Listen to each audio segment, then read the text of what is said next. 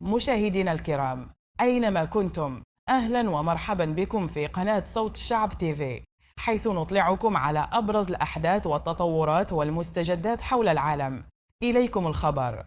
شهدت مدينة فنيدق حادثاً مأساوياً بعدما فقد سائق شاحنة من الحجم الكبير رموك السيطرة عليها، مما تسبب في اصطدامات خطيرة أسفرت للأسف عن وفاة 3 أشخاص في مكان الحادث.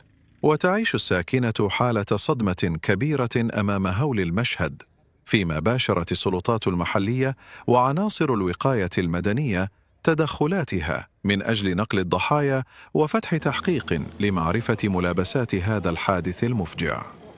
مشاهدينا الكرام، نوافيكم دائما بتفاصيل الأحداث العاجلة من مختلف مناطق المغرب، فلا تنسوا دعمنا بالاشتراك وتفعيل الجرس ليصلكم جديد الأخبار فور حدوثها. اخر حاجه كنعقل عليها هو انني سيرفيس واحد القهوه نوار نورمال، قال لي زيد لي واحد السكره، ملي زدت له ديك السكره هذيك اخر حاجه كنعقل عليها. قلت له انا استاذ غادور سمعت واحد الصداع ما عرفتش واش ديال الحديده ولا ديال هادي، وجاتني الضربه في ظهري غبت حسيت لقيت فطنت في راسي غير كيقطعوا الحوايج في السبيطار وهادي بدا. المهم دوزت سكانر الراس وهادي تصقيحه وهادي بدا بقيت صافي. دابا انا لقيتو يلاه واحد 4 ساعات باش جيت المستشفى.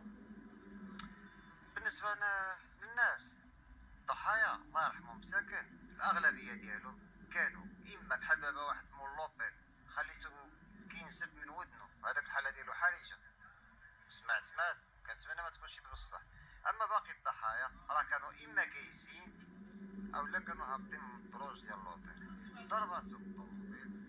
علاش كتسمع الاغلبيه تقطع له راسو؟ لان ديك الدخله اللي دخلت بها ديك الشاحنه ديك السرعه وعامره، راه دابا انا كون كانت ضربتني شي ضربه اللي هي يوقع لي هكذا ورا اخر راسو تقطع شيفر محروق